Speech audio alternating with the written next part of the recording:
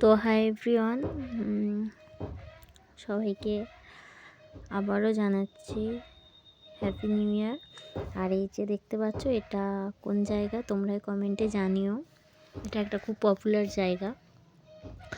তো আমরা এই ভিডিওটা অনেক দিন ধরে পোস্ট করব করা হচ্ছিল না। দেখো কত সুন্দর লাগছে। আরও অনেক জায়গাগুলো ভিডিও করতে পারিনি আমরা। 31 বেরিয়ে পড়েছিলাম একটু।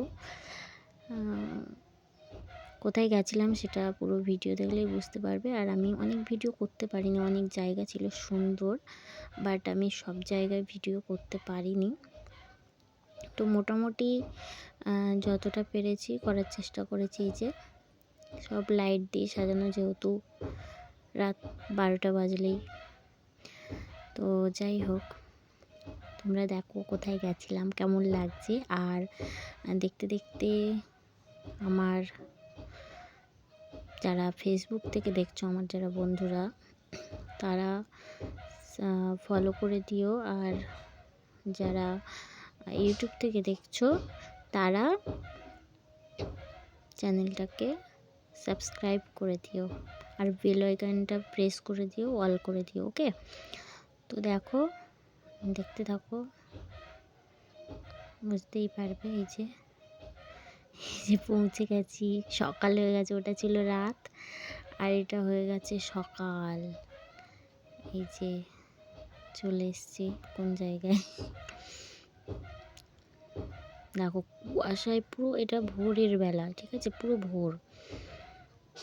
এখানে পুরো কুয়াশাটা এমনভাবে হয়েছে। একটা মাঠের পাশে একটা ঘর আছে, ঠিক আছে, ওই ঘরের এরিয়া ধরে সেই কেমন ভাবে একটা হয়েছে। তো যাই হোক, এই যে আমরা তারপরে ঘুরতে বেরিয়েছিলাম। এই যে আরেকজন যাচ্ছে, দেখো কেমন করে যাচ্ছে। তো যাই হোক, এই যে এখানে অনেক কিছু হাট আর এইসব বসেছে। তো এরপরেই আছে চমক, খুব সুন্দর, দেখতেই পাচ্ছ এগুলো। এই যে এখানে ঢুকলাম। এখানে যত সম্ভব ভিডিও করা মনে হচ্ছে নিষিদ্ধ, বাট আমি ঠিক জানি না। এখানে এটা সবাই কমেন্ট করে জানিও এটা কোন জায়গা বা কি, আমি বলবো না।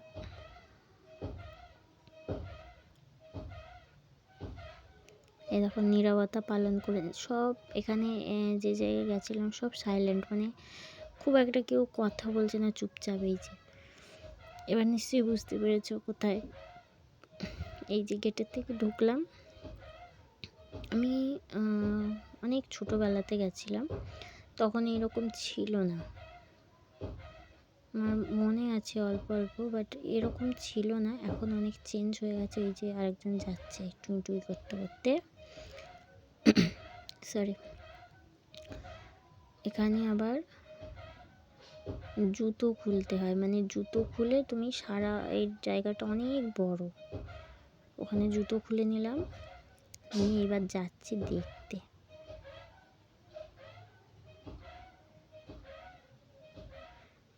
এইদিকে এখন ঢুকবো না, বাট একটু দেখিয়ে নিলাম কেমন লাগছে। এই দিকটাতে যাব, অনেকটা বড় জায়গা।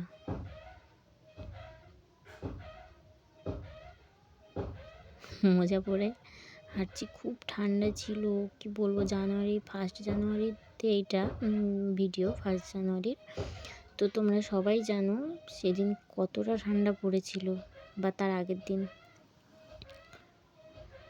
যেখানে মা শীতলা দেবী মন্দির, এটা যত সম্ভব।